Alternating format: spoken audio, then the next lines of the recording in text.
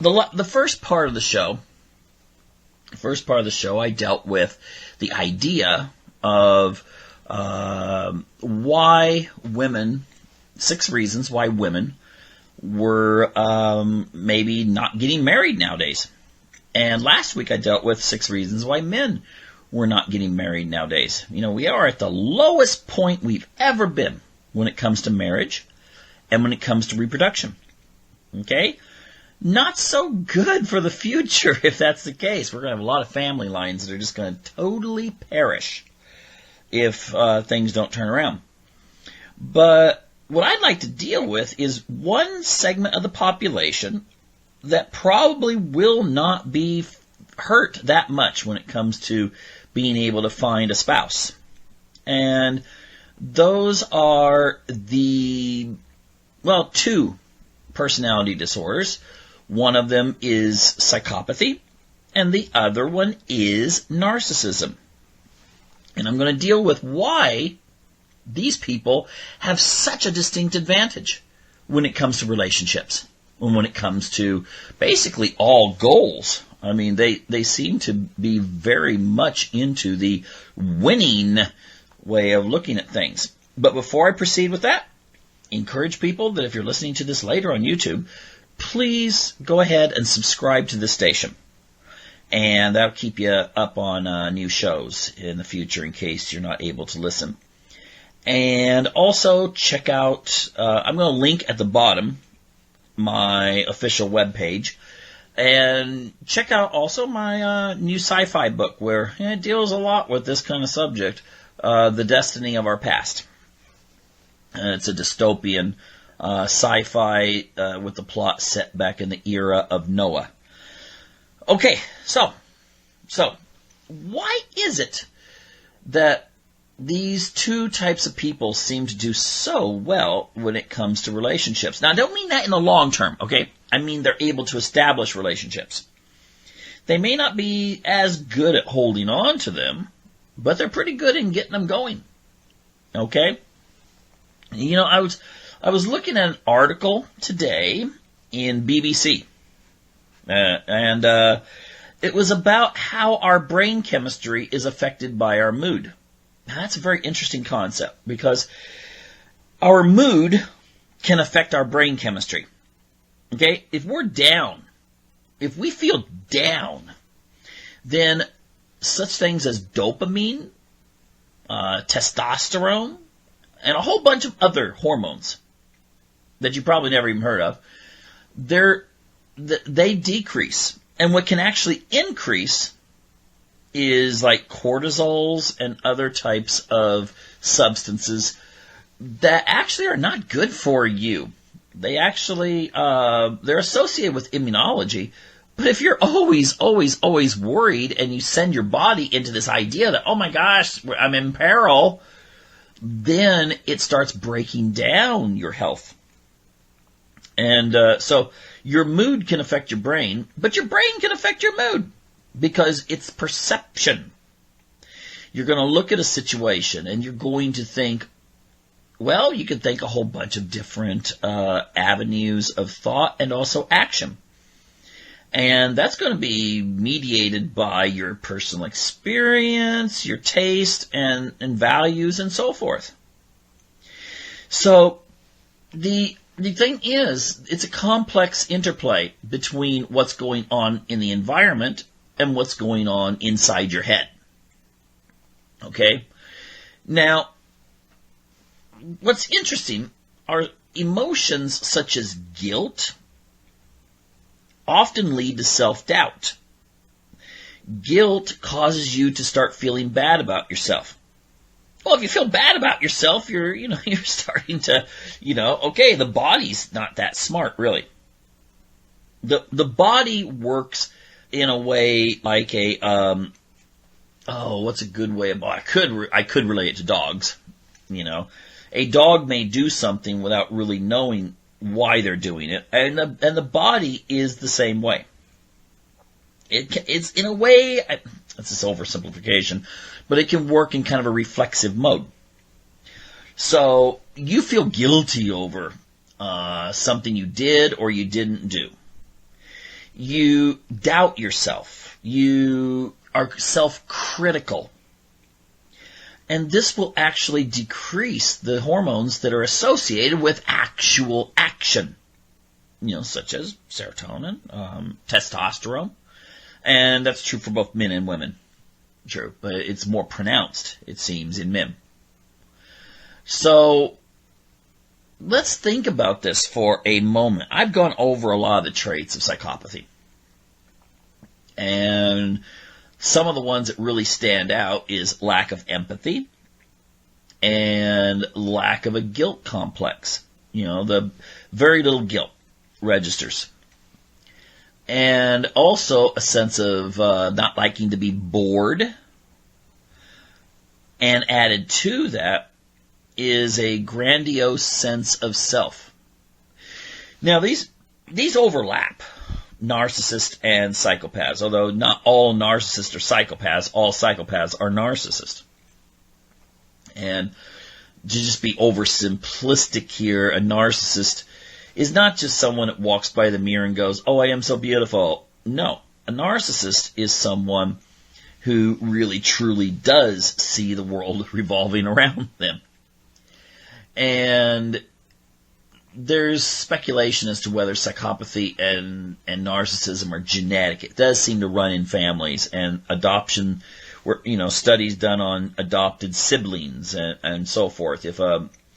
If you take a child who has none of these kinds of, you put a child from an environment where they never, didn't seem to be any psychopaths or narcissists, and then they're adopted by someone who's a psychopath or narcissist, they generally don't show the characteristics, and vice versa. Someone who comes from that kind of environment, who then is adopted out, will still show those characteristics.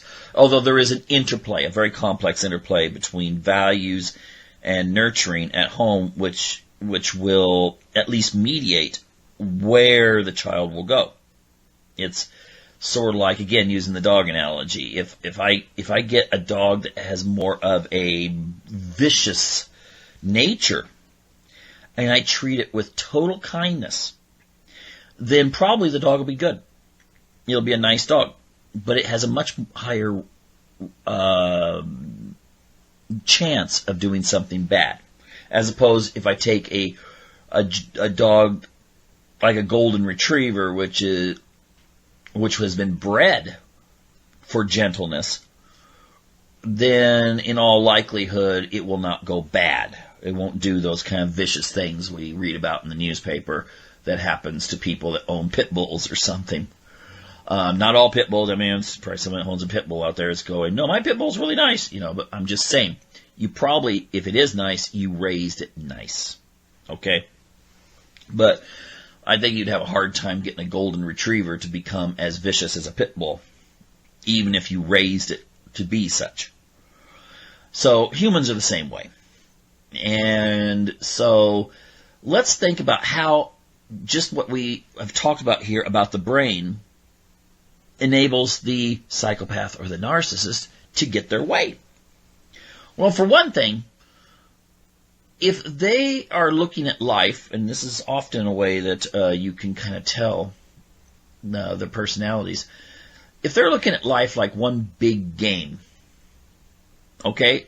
If they're looking at life like they're in a virtual reality game in which the objective is to win, then they're not going to be held back as much in what they do, what they say, how they behave. Now, you might think, well, that's going to get them in trouble. They'll be beaten down by society, and they will have a lot of those nice, go-get-em hormones reduced. And maybe that could happen if they lack intelligence and they wind up in jail. And there's a higher rate, especially for psychopaths, to wind up in prison. But what about the ones with the high intelligence? Okay? They will compete from day one for success. And each success they have will build upon their confidence and sense, that grandiose sense of self. And it will continue growing. And I will point out one thing that I haven't pointed out enough, I don't think, when we've dealt with these subjects. That is, the psychopath and the narcissist tend to look at people who are kind of like second-guessing themselves or don't try. They don't want to take a chance because they could lose. They feel ashamed to try something that might enable them to win more often. They look at them with complete contempt. They see empathy and they see guilt as being things that hold people back. Now, in a cognitive, academic sense, psychological sense, they're right. Okay? People that have a lot of guilt wind up being depressed. And that holds you back from succeeding at your goals. Whereas if you have very little guilt, you see, guilt and empathy are things that they come in varying degrees. But I think it'd be very rare for someone not to have any of it. But the thing is that when it comes to empathy, there's a lot of evidence to show that psychopaths can turn it on or turn it off. Okay, so if they see a war scene in which they see a family that's been blown up, they may look at that like the U.S. government, where collateral damage. And it doesn't faze them at a core level. Whereas if that family looks like their family, then that could faze them. All right? It's not so much that they're going to be really caring about that family that, in the war zone, but it will shake them because they connect. But they can switch that on and off at will, almost. Regular people can't do that. Think of the advantage that gives them, though. Okay? They're running for political office. And their campaign manager says, okay, well, it looks like the press found out about such and such. What are we going to do?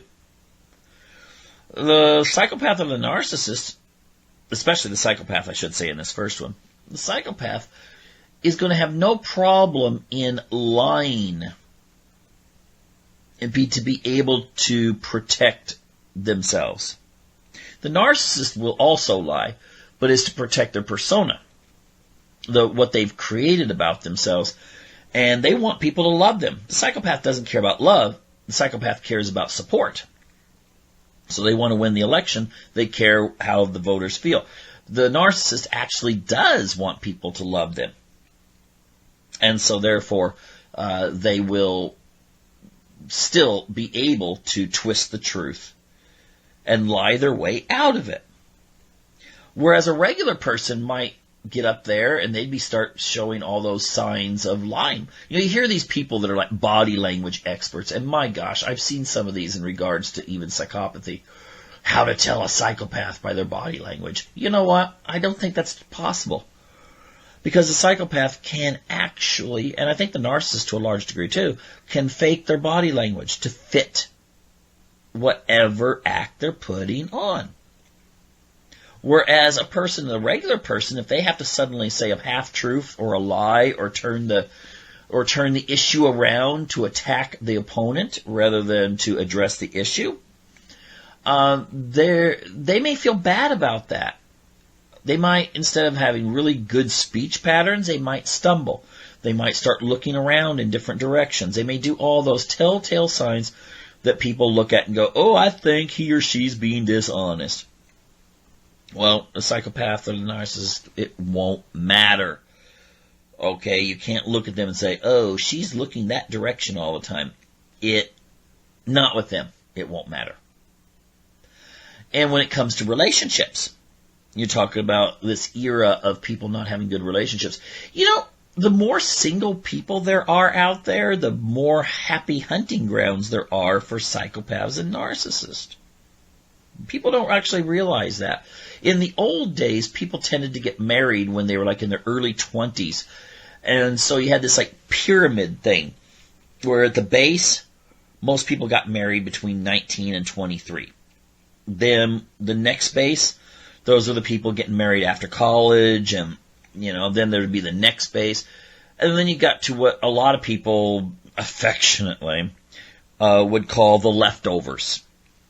You know, the mismatches, the people that just, for some reason, didn't fit people very well. And yeah, they get married maybe when they're late 20s or early 30s. But usually by the time you got there, but you got beyond that, there was a very, very small pool to choose from if you were someone hitting the singles scene or nowadays dating sites and that sort of thing. But now with people delaying marriage, the psychopath, whether they're married or not themselves, has a much easier time finding what they would consider high quality exploits out there in the, again, dating sites, where I think there I saw somewhere where like half of the people on dating sites are actually married, or singles bars, or wherever single people congregate. And these people, the psychopath and the narcissist, are not going to be held back by the same things that hold other people back. Sometimes I've known guys that are like, oh, I'm not going to ask her out for a date because she's really good looking. She's going to turn me down. The psychopath or the narcissist is going to go, I want someone who's going to look good with, going out with me. And so they will approach them. Most of the time, the psychopath or the narcissist will not marry someone that they think is unattractive. And that goes for men and women. They're going to go for someone that has traits that make them look good. And so they're not going to have problems with that. Now, if they do want to settle down and get married, which many narcissists and psychopaths do, they want families, they want security, they want maybe they want someone that is there for them. I mean, everyone has that kind of need, to have someone there as a friend or whatever. Now, I know some of the people that are victims of these kinds of people are like going, no, they don't have those feelings. Actually, they do. It's just they have an easy time discarding them, which creates a problem. But I'm not talking about the long term. I'm talking about the short term. These people will go in there and they will ask the person, who most people would say, no way, you're not good enough. You don't make lots of money. You're not attractive. How can you go ask her out? Or if you're a female, how do you expect him to come and approach you or whatever? Psychopaths and narcissists don't care. They could be living in their van and they're still good enough. That's how they feel. And so they'll succeed at that when it comes to jobs. Now, here's one thing that is something people don't understand. Employers want someone that makes them look good. They want success because, they usually have someone above them, be it stockholders or CEOs or whatever. And psychopaths and narcissists are more likely to take chances, to do risk. If someone has a new project and they say, well, we need someone to go to Botswana and arrange this. It'll take about 3 weeks. The psychopath or the narcissist will raise their hand and go. It's a challenge. It's an adventure. You're not going to be bored. Whereas a lot of other people start thinking, no, how's that going to affect my family? What if I don't succeed? It's uncomfortable. And so, therefore, they're shooting themselves down. Whereas the other two types of people, they're perfectly happy to do these kinds of things, or to start a new branch or of the business, or to whatever. They will strive to do it. Now, the danger is they may be foolhardy and not really be qualified and say, yeah, I'll do it, and then they mess everything up. But usually they'll blame someone else in some way and they'll escape any kind of problems. But still, they take the risk. And I'm just thinking that in their brain chemistry, when they're succeeding, those dopamine levels go up.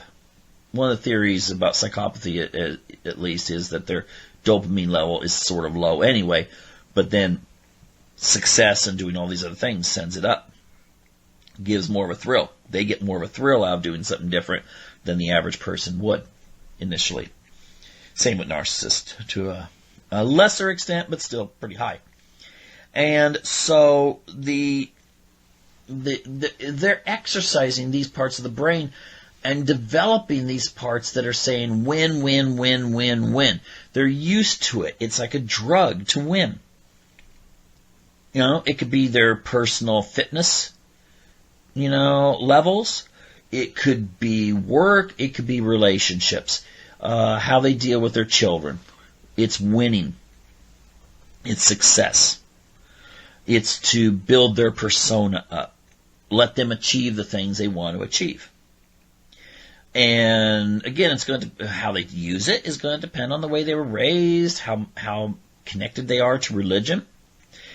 I often think in today's society, you might find more people that are psychopathic or narcissistic that are devout than not, because they read through some of those troubling passages of the Old Testament, like the "Thou shalt take the sword" to this village or whatever. Some people are so caring and empathetic and loving. They read those kinds of things and they're like, "Oh no, I can't." They can't reconcile it.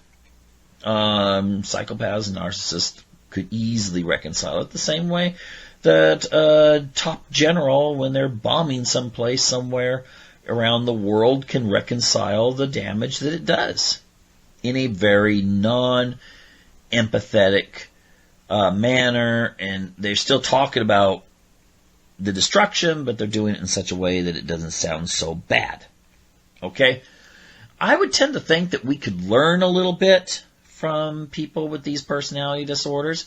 I don't say go out there and be ruthless. I don't say try to get rid of your empathy. I don't think you could. You can mask it, but it'll come out. But maybe learn a little bit about that kind of looking at the world in a winning sort of way. Not looking at like, I'm not worthy, I can't do it, I can't succeed. Don't call on me because it's scary. Okay? Those things are just going to reinforce the opposite. Losing. Avoidance. Whereas striving to try something new, striving to be better, is actually going to make your brain used to that and will actually reprogram you to where you will be the kind of person that will succeed more often, be it in the dating game, be it in the mating game as well, marriage and family, be it in business, or even in politics. Okay? Got to have that winning attitude.